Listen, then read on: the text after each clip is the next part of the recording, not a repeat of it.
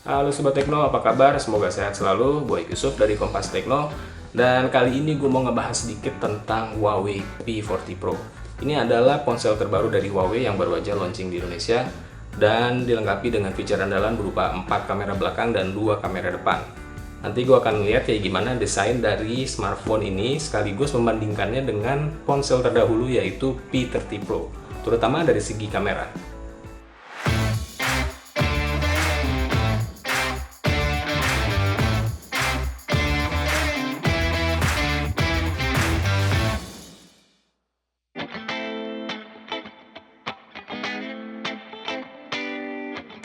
Ini adalah kotak kemasannya Huawei P40 Pro. Terlihat simpel dengan warna dasar putih dan logo Huawei di bagian depan.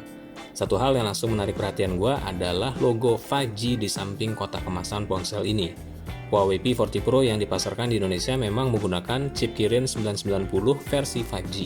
Tapi, karena di Indonesia belum ada regulasi yang mengatur untuk pemakaian 5G, maka kemampuan 5G di ponsel ini harus dinonaktifkan, alias tidak bisa dipakai. Gimana kalau dibawa ke luar negeri?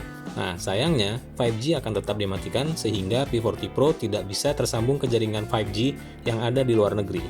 Sekarang kita akan ngebuka kemasannya untuk ngelihat ada apa aja di dalam.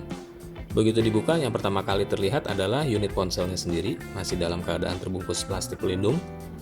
Lalu setelah itu ada folder kecil yang berisikan SIM card ejector tool. Berikut aksesori casing. Nah, casing ini berbahan silikon dengan warna transparan. Lalu setelah itu ada kompartemen yang memuat charger, earphone, dan kabel data atau charging. Charger yang digunakan sudah mendukung fast charging dengan keluaran daya hingga 40 watt. Lalu earphone wired ini menggunakan tipe konektor USB Type-C, jadi bisa langsung ditancapkan ke Huawei P40 tanpa perlu dongle tambahan. Untuk kabel datanya, ini bentuknya agak sedikit tebal dan jenisnya adalah USB-A ke USB Type-C. Kabel ini seperti chargernya sudah mendukung keluaran daya hingga 40 watt. Layout konektor dan tombol P40 Pro masih sama dengan pendahulunya P30 Pro. Tombol daya dengan label warna merah. Berikut tombol volume ditempatkan di sisi kanan. Sementara sisi bawah adalah yang paling sibuk dalam tanda kutip. Di sini ada grill speaker, mikrofon, konektor USB Type-C, tidak ada jack audio 3,5 mili di sini. Kemudian laci SIM card. Laci SIM card-nya merupakan model hybrid yang mendukung dual SIM atau single SIM dengan memory card. Bentuknya sandwich seperti ini. SIM card pertama memunggungi SIM card kedua, sementara slot SIM card kedua sekaligus merangkap sebagai tempat untuk kartu memori. Ini bukan untuk kartu memori micro SD, melainkan NM memory card buatan Huawei sendiri yang ukuran fisiknya lebih kecil dibandingkan micro SD. Sisi kiri kosong begitu aja alias nggak ada apa-apa.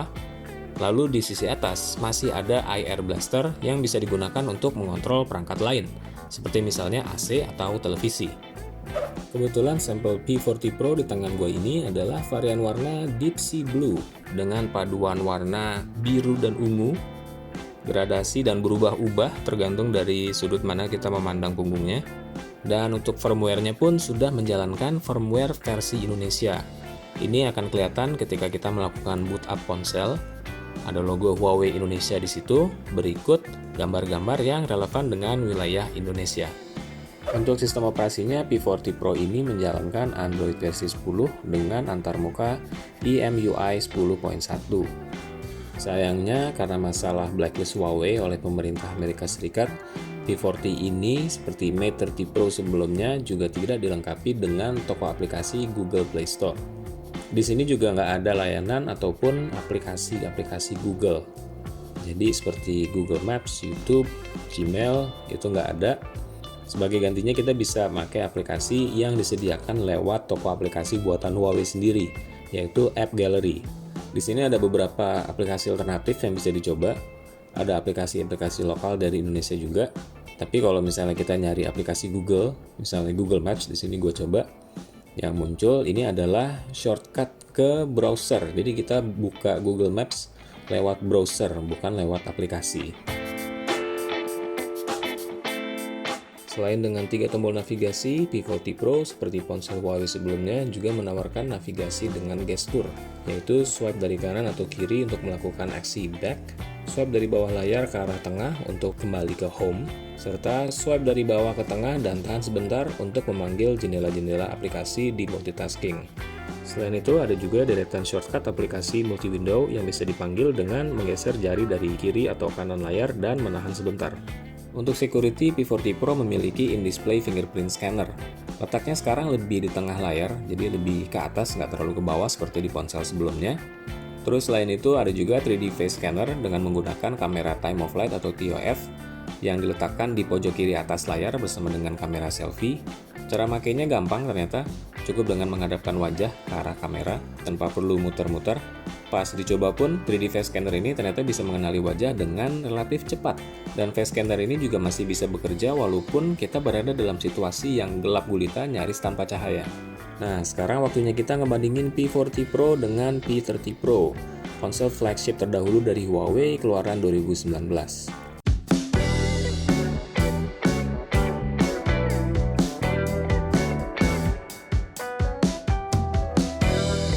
Kalau dilihat dari depan sih, akan ada satu hal yang langsung kelihatan nih. Jadi P40 Pro sekarang tidak lagi menggunakan kamera depan di dalam notch atau poni seperti P30 Pro, melainkan ditempatkan di dalam punch hole berbentuk kapsul yang diletakkan di pojok kiri atas. Ukuran fisik P40 Pro kurang lebih sebanding dengan P30 Pro, tapi diagonal layarnya sedikit lebih besar, yaitu 6,58 inci dibandingkan dengan 6,47 inci di P30 Pro. Resolusi layarnya sebesar 2640 x 1200 pixel dengan refresh rate sebesar 90 Hz. Satu hal menarik yang gue amatin adalah pojokan-pojokan layar dari P40 Pro ternyata lebih membulat dibandingkan dengan P30 Pro, sehingga tampilan aplikasi seperti keyboard ini sedikit terhalang oleh bezel layar. Dari belakang, perbedaan antara kedua ponsel makin kentara, meskipun P40 Pro dan P30 Pro masih sama-sama berpunggung mengkilap dengan logo Huawei di sebelah kiri, tapi modul kamera di P40 Pro sekarang nggak lagi berbentuk segaris vertikal, melainkan disusun di dalam modul berbentuk persegi panjang. Di dalam modul itu ada 4 buah kamera dengan konfigurasi yang mirip tapi beda dari P30 Pro. Seperti sebelumnya, kamera utama wide angle di P40 Pro menggunakan sensor dengan filter warna RYYB untuk meningkatkan sensitivitas terhadap cahaya. Resolusinya sekarang meningkat menjadi 50 megapiksel dengan lensa berbukaan f1.9 dan optical image stabilizer.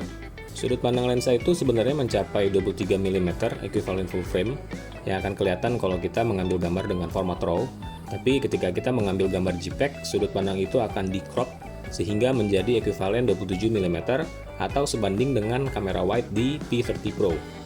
Resolusi gambar akhirnya sekarang lebih tinggi, yaitu 12 megapiksel, pixel binning dari 50 megapiksel tadi, dibandingkan dengan 10 megapiksel di P30 Pro. Selain kamera wide, kamera telefoto di P40 Pro juga mendapat peningkatan. Lensanya masih model periskop, setara 125 mm atau 5 kali optical zoom dibandingkan lensa wide, tapi resolusi sensornya meningkat dari sebelumnya 8 megapiksel menjadi 12 megapiksel. Kalau dengan setting zoom 5 kali, perbedaan antara kamera telefoto di P40 Pro dan P30 Pro nggak terlalu kelihatan, tapi semakin kita zoom, maka bedanya kalau menurut gue akan semakin kelihatan. Mungkin ini adalah hasil dari gabungan resolusi yang lebih tinggi dan algoritma software processing yang lebih baik.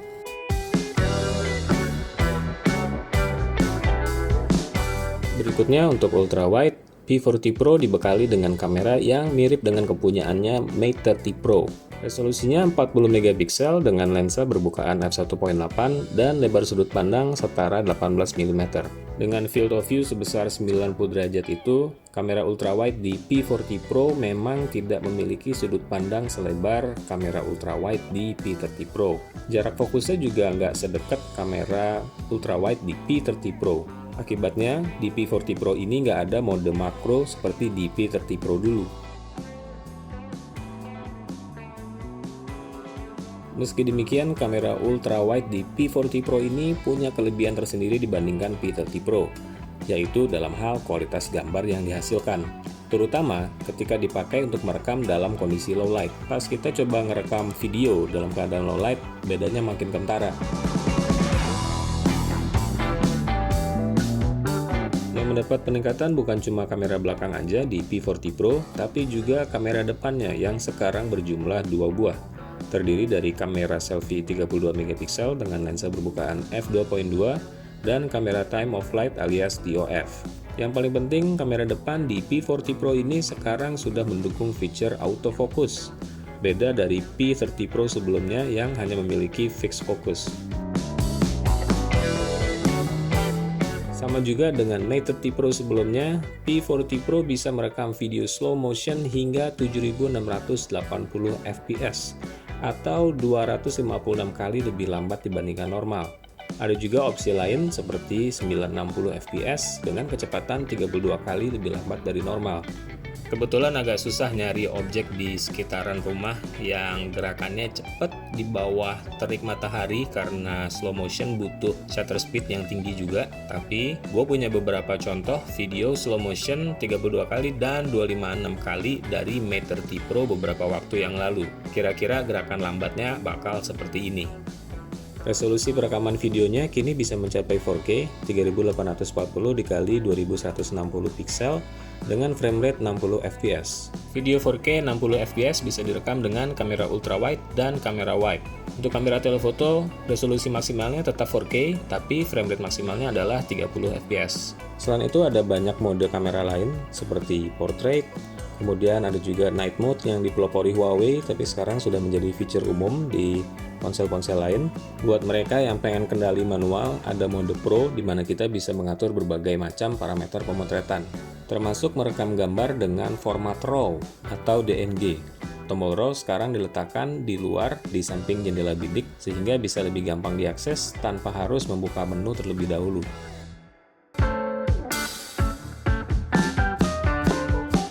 Hardware P40 Pro diperkuat chip Kirin 990 yang pertama kali hadir di Mate 30 Pro. Chip ini memiliki dukungan 5G, tapi seperti yang tadi disebutin, untuk P40 Pro di Indonesia, kemampuan 5G tadi dimatikan. Untuk memori, kapasitasnya 8GB untuk RAM dan 256GB untuk media penyimpanan internal.